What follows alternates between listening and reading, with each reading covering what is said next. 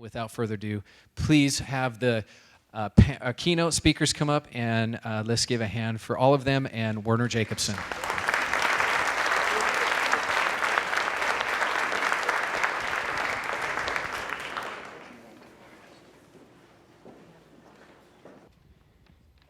You know, what Jeremy didn't say, Jeremy's saving the best to last. You know, he did this thing to keep you around to see if you'd win a MacBook Air. What he didn't tell you is if you stick around till the start of church tomorrow, you get a home theater system.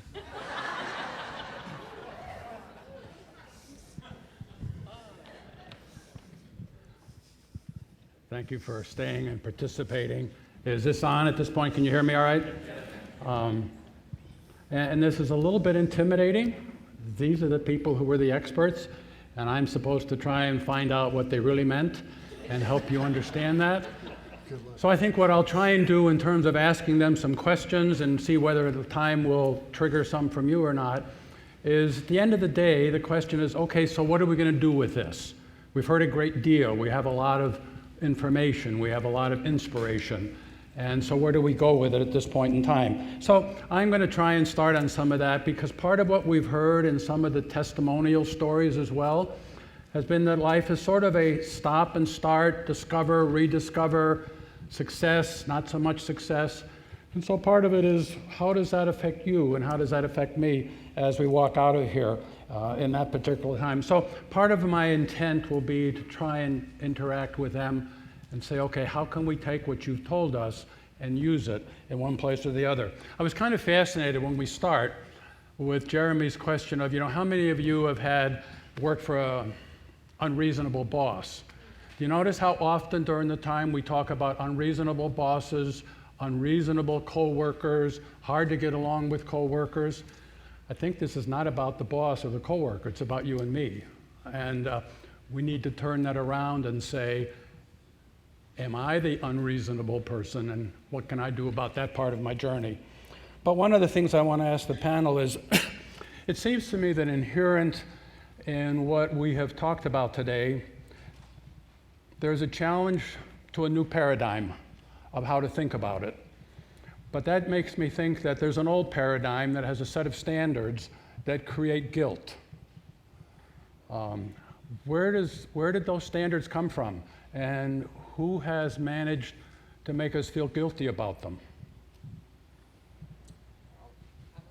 I'll start with that. I think we're on. I think sort of how we got to this place. The old paradigm has long roots and history to it, but in a simplified version of this, we have sort of recreated a medieval hierarchy where priests, nuns, and monks had callings, and everybody else, they were the slugs that had jobs to support them. And the reformers, I think, gave their lives to get rid of that concept. But we have resurrected that, I think, predominantly theologically. There's some sociological things to it too, but I think predominantly theologically, with a too narrow view of what constitutes eternal significance. Our view of eternal significance reflects your half of the story that you put up there on the napkin. And the stuff, we ask, what's our salvation for? Well, if you look at the whole story, our salvation is actually for the life of the world. It's all of creation that's groaning for its redemption as we speak. And so I think we have a too narrow definition of what counts for eternity that has led us, I think, to neglect the workplace and to create a hierarchy where the folks who are earning a paycheck that are involved sort of directly with the life of the church or the mission field, that's assumed to have eternal significance, but it only meets half the story.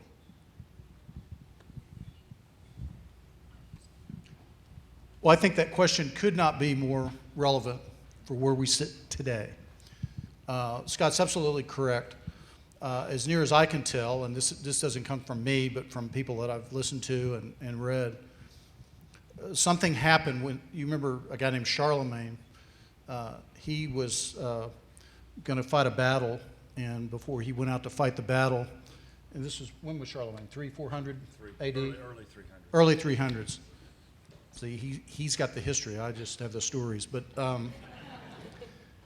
so this General Charlemagne, he's going to fight a battle, and he's really worried because he doesn't know if he's going to win. He's scared. And so he goes out the night before the battle, and he prays, and he sees this so-called beatific vision up in the heavens. A cross descends, and it's just made aware. He's made aware that he's going to have victory if he puts the cross in front of him for the rest of his days. And so he does, and he wins the victory. And upon winning the victory, to celebrate what God had shown him, or he perceived God had shown him, he made the church, he made Christianity the state religion for Rome. That's a bad move. Somebody show us anywhere in the New Testament where Jesus said that's what you should do. But by doing that, he, for the last 2,000 years, he basically identified the church with the power structures of the world. Historically, that was very evident in the Roman Catholic Church. Then the Protestant Reformation happened, and I don't even get into the Eastern Orthodox, but the church has been, and the leadership of the church has been identified with power. And so the people in power in the church, they have the status jobs, the standing with God, and everybody else has to go through them. I'm going to suggest that the SCOTUS decision this last July didn't start this change in our history, in the world's history, but I actually think it just simply mirrored what's already taking place, which is the church, by the grace of God, is being torn away from the power structures. Very painful for us white upper middle class Americans. Not everybody in here is white upper middle class, I get that. For somebody like me, who grew up in that, very painful. Like, you mean me and my kind, we're no longer in charge? No. You mean me and my kind and people that share my values, we're no longer in charge? No. You mean we lost the culture wars? Yes. Uh-oh. But that's a good thing. Maybe we can now get back to what Jesus originally intended the church to be, which is doesn't use an instrument of earthly power to accomplish its ends, where there's a hierarchy. Use people like you and me to simply be Jesus, and through that, to hold our position on truths that we believe, stand our ground, but to do so from a posture of love. Well, that's what won the Roman world in the first place, so we'll see if that'll win the modern world in our day. So if I take that, and Helen, let me ask you the question. So I've been inspired here with new perspectives and new motivation and a little tweaking on my theology, and I'm going back to the workplace. How do I maneuver in the workplace? I really would like my coworkers to change first, and I would like my boss to change first. Why do I have to be the change agent? And how can I do that and have a degree of confidence and comfortableness without feeling like I'm a total oddball? Okay, that's a great question, but I noticed a lot of folks out here chuckled when you said, I want everybody else to change first before I change. So I'm just going to go from that chuckle that I think these folks are acknowledging that that's not realistic, which is why we're here. I think I'd like to just acknowledge, which is realistic, is that you have your mountaintop experience here, and you're going to be all excited and motivated. And for those of you who do work out in the marketplace and with an employer, you'll go in with some new ideology and a tweak of theology and some great ideas. And they're very likely maybe a bit of a letdown, going, well, oh gosh, this isn't going to be as easy as I thought. Exactly what do I do? How does this work? It doesn't change the work of the Holy Spirit in your heart here today. I believe, and if you look at all the greats in Scripture and even the people that you know in your own life, is that God's got to do a work in us before God's got to do a work through us. And you probably heard that before. And I'm pretty confident that many of you have coworkers that are believers, and coming together with other coworkers in your sphere of influence and authority there at work does have some power. And my experience in pastoring hundreds and thousands of people in the marketplace and workplace small groups, I found that first, you work on discipleship in one's work life. That would be a great next step. Not only how do you do it individually, but to do it in community with other people that you work with, and together you pray for change and reform, and how do you minister, and how do you, God do a work in your heart. And out of the 500 or so workplace small groups that I had oversaw, we had about 25% of those, 1 out of every 4 workplace small group had 1 or more people come to Christ, not because we started with evangelism, but because we started with discipleship. It's the relationship first here before we can do this, and you do it in small group and community first, and that would be the place to start. And the stories that I could tell you that I won't are the fish are jumping in the boat. People are just following, and where are you going? And I have some data and statistics that say that when people come together at work, generally over their lunch hour, to be more like Christ and seek God's will in their work life, that they have 80% of those have an increase of peace, joy, and patience at work. 50% of those have a greater understanding of God's purpose and calling at work. And the results and the impact is just phenomenal. And then the Holy Spirit will do the rest. So not to oversimplify it and use yours, let the Lord lead, but there's some realistic steps to take in there. Thank you. I think occasionally, now that I'm working on myself and you're working on yourself to do there, how comfortable will you be? I think, Bill, you've talked about it quite a bit. If I'm going to be all that God gifted me to be, which is a little better than He's gifted you to be, how do I handle that feeling of mine towards other people and their level of giftedness? Because there's a little tendency for, now that I've discovered what God's giftedness for me is, there's a little tendency for me to help you discover what it is and to help you on the journey. How do I avoid that, and how can I celebrate Scott's giftedness or Helen's giftedness as much as I celebrate my discovering my own? Well, let me give you a framework to kind of think about this in. Imagine that we had a list of all the possible strengths that collectively human beings have. In other words, we had some list of all the giftedness that's represented in the world, which, we got, is it 7.3 billion or whatever it is? Nobody knows, but we have over 7 billion people supposedly in the world right now, which means today, right now on the planet, we have at least 7 billion plus forms of giftedness because everybody's unique.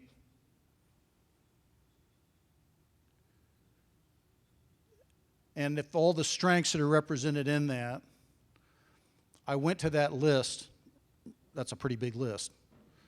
And I said, well, which ones on here do I have? It would be a thimbleful out of the ocean, the strengths that I possess out of that whole list, right? By that token, I'm a pretty weak person, right? Well, yeah, because there's most of the things in the world I can't do. Thank God there's something I can do. I've written 22 books. That's not a boast, that's a statement of fact.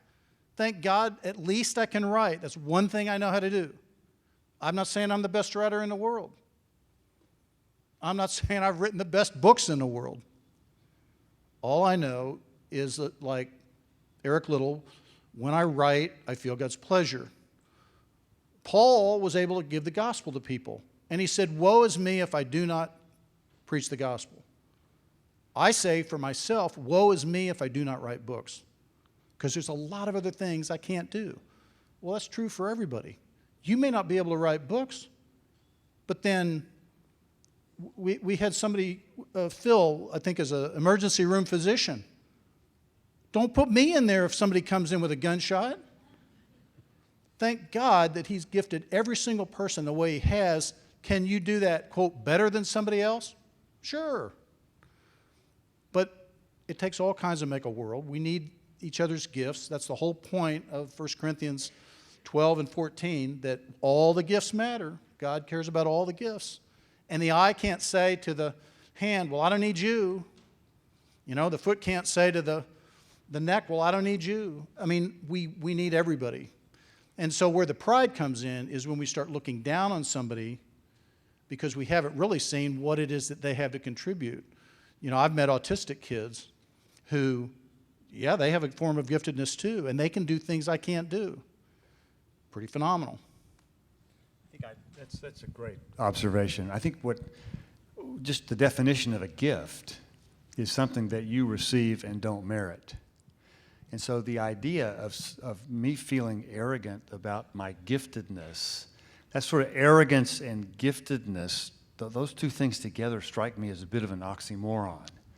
That if I really recognize that if it's a gift, then then it's not that I've done something to merit that. Yeah. You know, I've used it, but I don't merit the gifts that I have. Paul said, what do I have that I've not been given?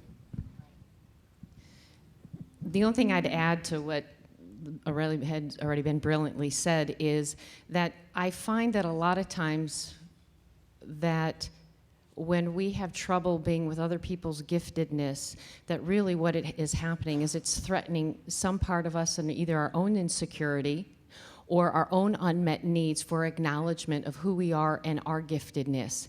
And so what I would say in that is that that might be a God moment, that if you have that rising up, in addition to what Bill and Scott has already said, is that might be a moment just to take before the Lord and say, God, where did that come from? Where's this? What's working in my heart that's allowing me to not be able to celebrate with you? What unmet need, what healing, what is it that I need to do? And then I would challenge you and encourage you to actually go against those feelings and sincerely go and encourage that person who is actually threatening you, and it helps take away that power that it has over you. So it could be a reflection of a work in the heart that God wants to do. I think the other thing that helps is for authors to read book critics. Of which there are many. And professors to read student evaluations. Bill, Werner, can I follow up with Bill Sure, with please, one thing? do. Because one of the most common things I get asked in response to this theology of work is this sort of question: what do I do if I hate my job? And I think you're right. You pointed out some things that, you know, I think in many cases are true, that you just have a bad fit. And really, you just need to get to a different place in your work. But what if, you know, all three of my sons are artists. I've got a film guy, a musician, and an actor. And I got one that is the film guy is making a living, and I'm confident about the music guy, but I'm not too sure about the actor. And it may be that he might be one of those guys that is very passionate and is gifted to do this, but what he's gifted at and most passionate about may not be something he can make a living at. What do you say to them? Well, first of all, I'd say you seek the best fit, not conceivable, but the best fit achievable. In other words, I could dream up a perfect, you know, just incredible, perfect job for me. Good luck finding that job, you know. But I got to look at the options that are actually out there and that God leads me to prayerfully, and pick the one that, okay, it may not be a perfect overlap, because you never get a perfect overlap of you and your gift this side of heaven, but it's better than doing something that is a terrible fit. So that's the first thing I'd say. In a way, the question has a deeper question underneath, which is, you know, is this giftedness thing just a luxury? Like, Bill, that's all well and good for you to say that, but, you know, that's for people to have options, okay? You know, what about the rice farmer in North Korea? Like, he didn't have options. He got to sow the rice. And the answer is, giftedness is not a luxury, it's a reality. The rice farmer in North Korea has giftedness just like you and I do. But he doesn't have freedom to express it. And in a way, the person that says, well, giftedness is a luxury, I say, well, let me ask you this. Do you believe that freedom is a luxury? It's not what our Constitution says. It says it's an inalienable right. That means it can't be taken away, and it was given by the Creator. Do you think that the right to life is a luxury? No, that's another inalienable right. Do you think that the pursuit of happiness is a luxury? Constitution says it's an inalienable right given by the Creator.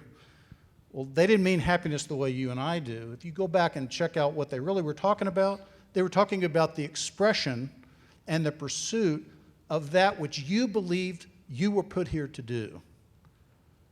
In other words, they were basically talking about what we talk about, giftedness, which is why wherever you see freedom, liberty, life, and the pursuit of happiness unleashed around the world, you see the world flourishing.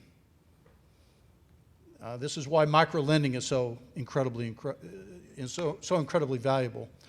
You go to a country where there's been nothing but poverty, somebody comes in and makes a microloan so a guy can buy a bicycle and get the bananas to the market.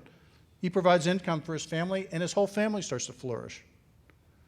The giftedness is there. All it took was the resources to make that happen. As far as artists go, remember, giftedness is not occupation specific. In other words, don't think of giftedness as an occupational title. Well, I'm an actor, I'm a lawyer, I'm a doctor, I'm a teacher. No. An actor, the giftedness is about how they do what they do. So maybe their giftedness is they're able to get people to respond to them. They assume a role, they get people to respond to them. Well, there's more careers than just acting that could be expressed in. I've known people, they could make a job as an actor. They became waiters at a high-class restaurant, and they discovered that table is their theater. And the people come in, and they're now part of the theater, and that waiter actually controls the table in a way that he creates an incredible experience for all the diners, and every table's different, so every audience is different. But it's theater. He's creating theater for these people. He's creating an experience for them. They love it. He makes a bunch of money. It's a good fit. Take a little bit of what you've just heard now again, which is, pursue finding your giftedness, but take that in context also with what we heard last night, what we heard at noon today. You heard a lot of stop-start, so that it's not a journey which you begin tomorrow morning, and by Wednesday at 10:30, you will have discovered everything. At least those of us who have been around a while, if we know anything, it's because we've put in some years in the stop and start.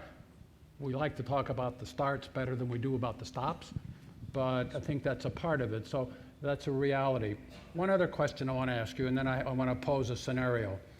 We've heard that work should be done with excellence.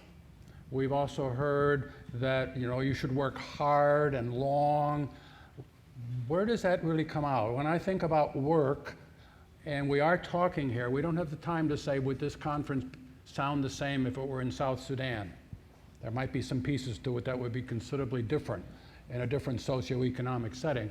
But when I think about my work, what does hard work, what does excellent work mean in the sense of my thinking about it without having an unreasonable boss? Well, I think part of what that looks like is, again, back to giftedness, is that you use the gifts and skills that you have to the best ability that you have, and you come to it with a passion and a desire and excitement about it. Now, granted, everybody's got bad days, and even when you're doing the things that you're gifted to do, because we live in a fallen world, you'll still have days where you want to throw in the towel and do something else. Hopefully those don't come too often, but I think that's just part of the realities of a fallen world.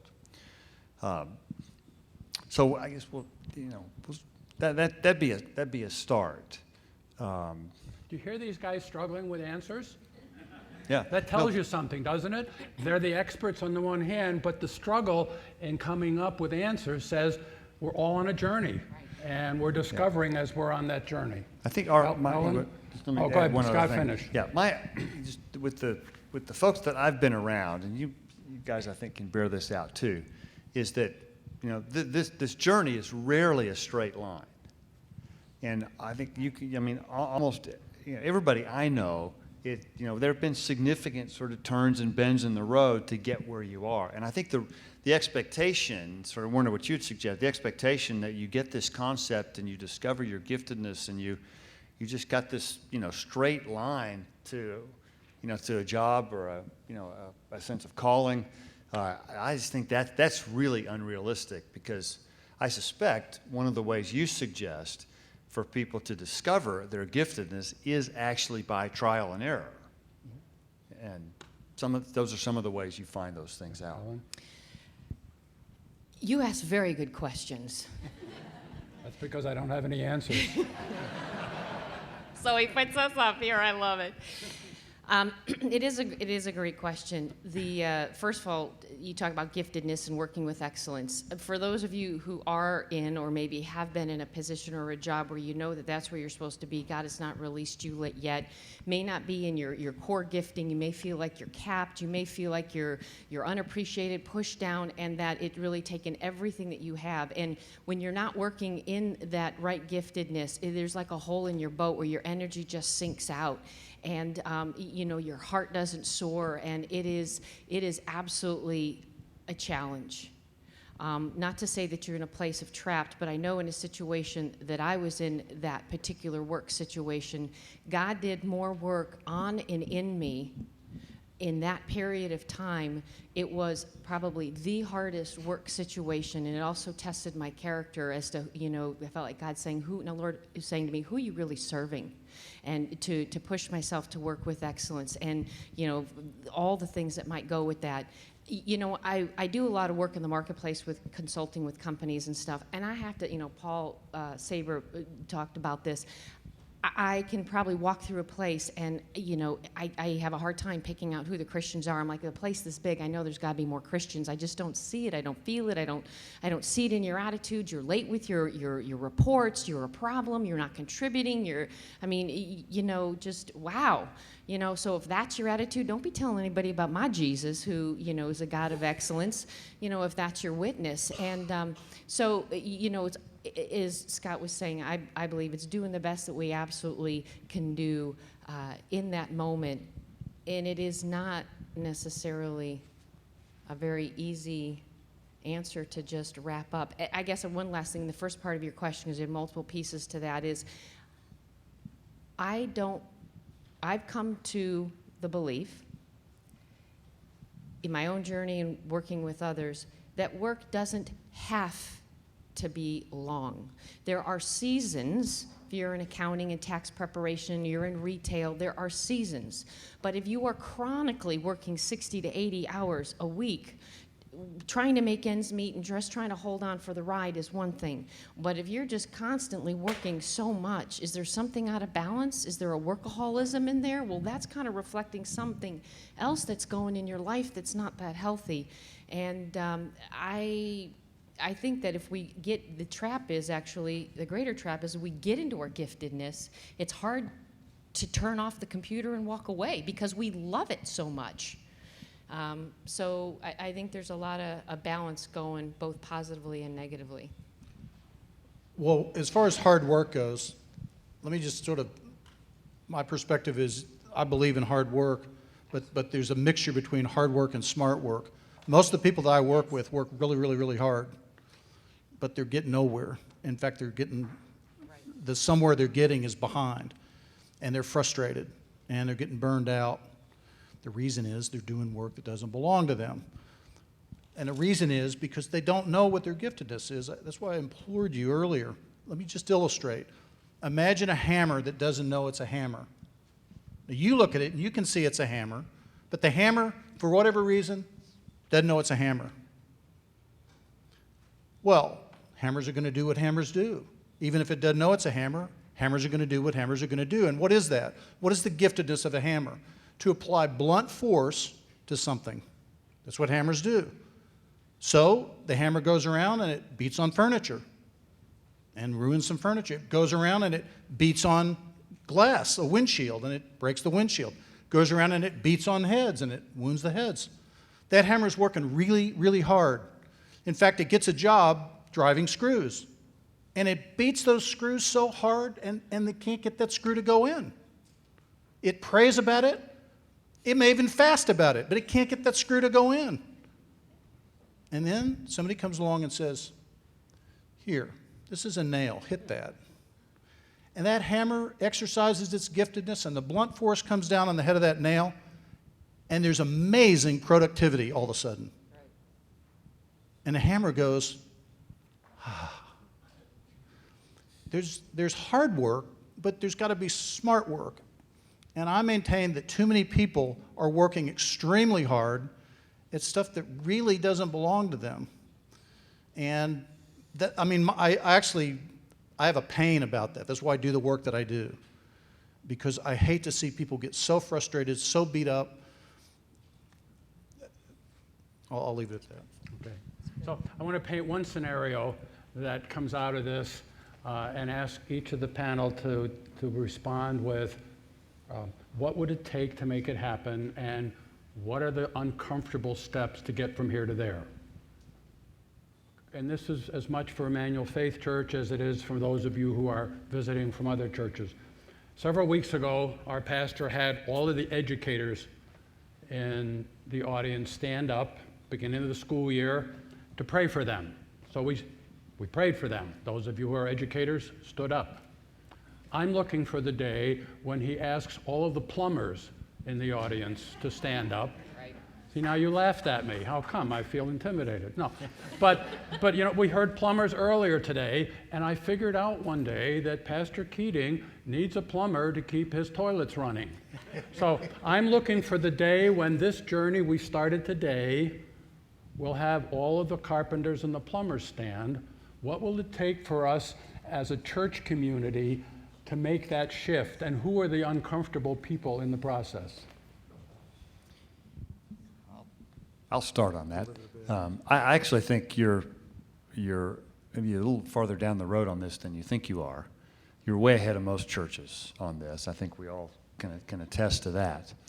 But I think one thing, a couple things I think it involves. I think it's in part just the way we change our language in referring to ministry. I think if we got that right, then people in the workplace wouldn't walk into our church feeling like they're either in part-time or no-time ministry. So I think if we're really consistent about our language, that would change a lot. It would reinforce our theology. And second, I think I would start small, and maybe in some, maybe not in the whole church, but maybe in some, adult education classes, or with young adults, where we selectively commission certain folks in certain occupations. A third thing I would suggest is, and this I think is really important for our high school and college students, to connect them with folks who are in their areas of giftedness and in the areas that they have interest in pursuing, for mentoring and for the kind of what we call vocational discipleship. Because I suspect this church is like most of them. If somebody as a high school or college student expresses a desire to be a pastor, we've got really clear tracks for them to run on. But I'm not sure we do much for somebody who says, I want to start my own business. Or, I think I am really good at numbers, and I love working with numbers. I think God's calling me to be an accountant. And so who in our church can we connect these folks with to provide some sort of mentoring and give them some guidance on what it looks like to be a Christian in that particular industry?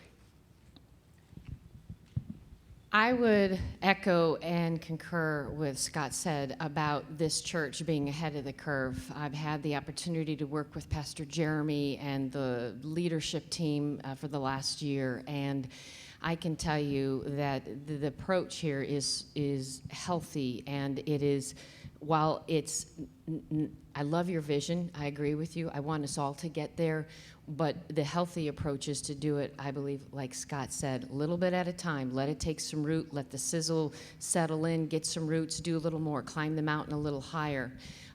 You have some amazing pastors here, and Pastor Dennis and Pastor Jeremy, with their vision and their understanding of this, they are leading many other pastors in terms of really understanding what this means and being participant in the development and the strategizing in the conference here today and all that went behind it. So you are part of, I think, that front wave of what God's going to do and what's going to be an example for other churches.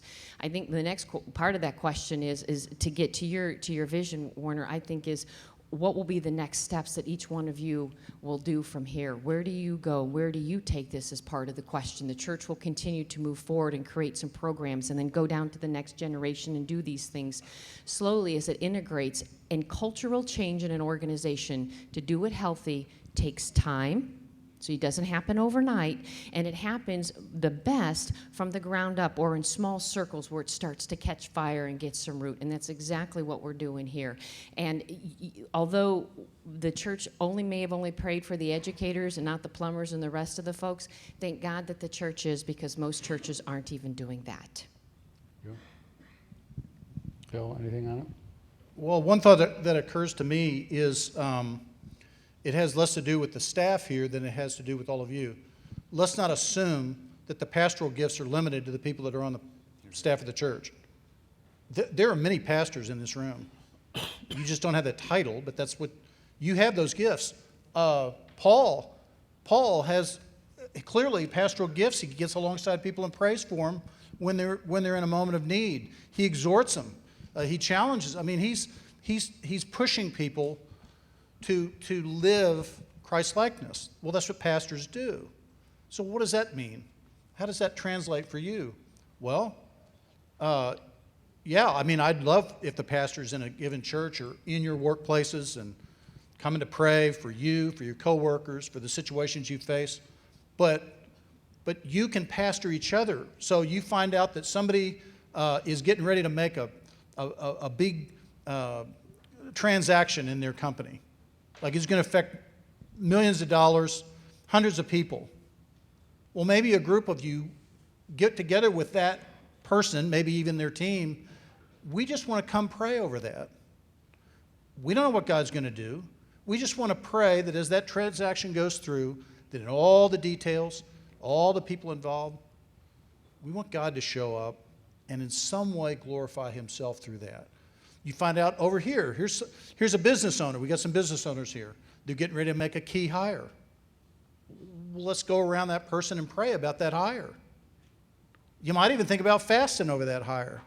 You know, we apply all the spiritual disciplines to spiritual categories.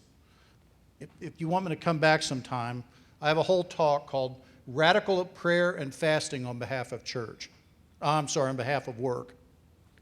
And it's about applying spiritual disciplines to the workplace. When's the last time you heard about a hiring manager fasting for 3 days before they made a key hire? When's the last time you heard about a board fasting and praying for 3 weeks before they sell a company? What would happen if we did that? You can pastor each other.